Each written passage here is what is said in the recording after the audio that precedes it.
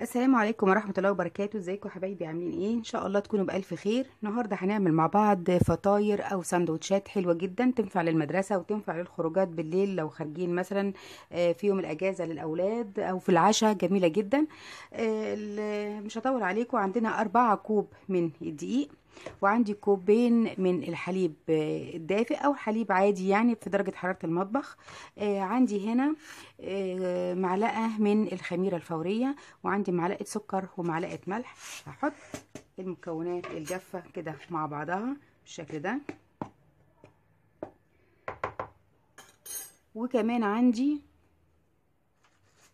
3 معالق من الزبدة في درجة حرارة المطبخ، دي في الآخر هلم بيها العجينة. هبتدي دلوقتي أضيف الحليب شوية شوية، وهشوف هاخد قد إيه من الحليب. دول كوبايتين بس، في الآخر هنشوف أخدنا قد إيه. هلم العجينة وبعدين هرجع لكم لما أحط الزبدة فيها. لمينا العجينة بالشكل ده. دلوقتي هضيف لها الزبدة، وهبتدي بقى ألمها بالزبدة، وهبتدي أعجن فيها كده لحد ما تدينا عجينة طرية. وادي يا حبايبي العجينه بتاعتنا، شايفينها عامله ازاي؟ جميله ازاي؟ ان شاء الله كده تعجبكم. بس هنسيبها دلوقتي كده، انا حاطط لها نقطه زيت كده، وهنسيبها تخمر وهنعمل الحشوه بتاعتنا. كده جينا على البوتاجاز وحطينا معلقتين زيت، وحطيت تقريبا اقل من ربع كيلو من اللحمه، اقل كمان، ممكن معلقتين كبار مليانين. مش هنحتاج الوصفه دي، مش بتحتاج لحمه كتير قوي. اهو بالشكل ده كده. هديها تقليبه كده بس لغايه لما اللون الوردي ده يروح منها بالشكل ده. وبعد كده هديها البصلة معاها عشان تاخد من طعم البصلة بالشكل ده، وهقلب.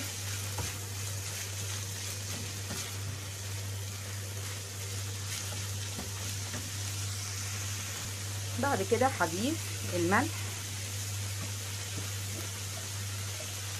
الفلفل، وهبتدي طبعا هقلب.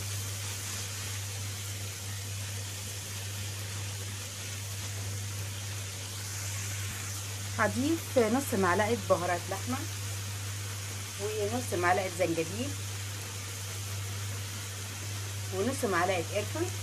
وهبتدي بقى اقلب ده كله لحد ما اللحمة احسها ان هي استوت تقريبا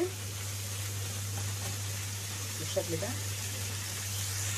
بعد كده هضيف فلفلاية كبيرة متقطعة كده،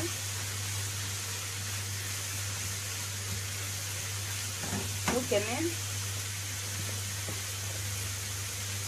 هضيف طماطمايه متقطعه مكعبات او 2 صغيرين بالشكل ده، وهبتدي اقلب فيهم شويه لغايه لما اللحمه تستوي والطماطم تدبل شويه.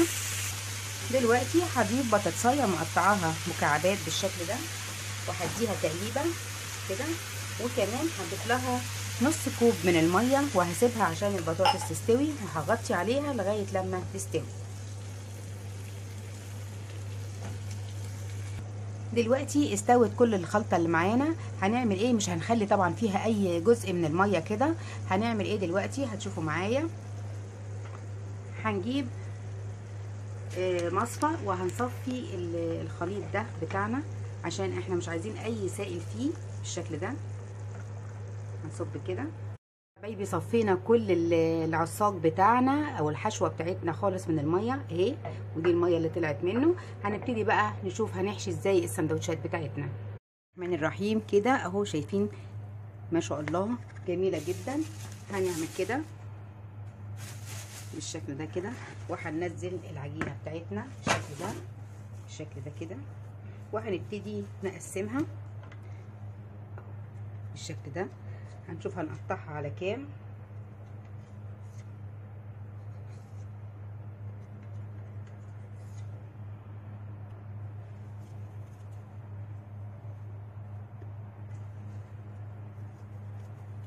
بالشكل ده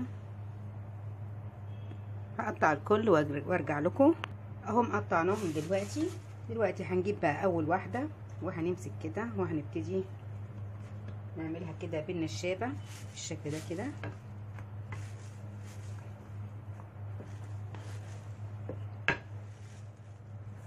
بشكل بيضاوي شوية كده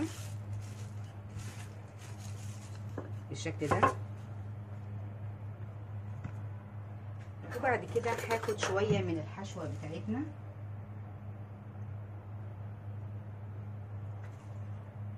بالشكل ده كده. وهبتدي اخد الجزء ده اتنيه كده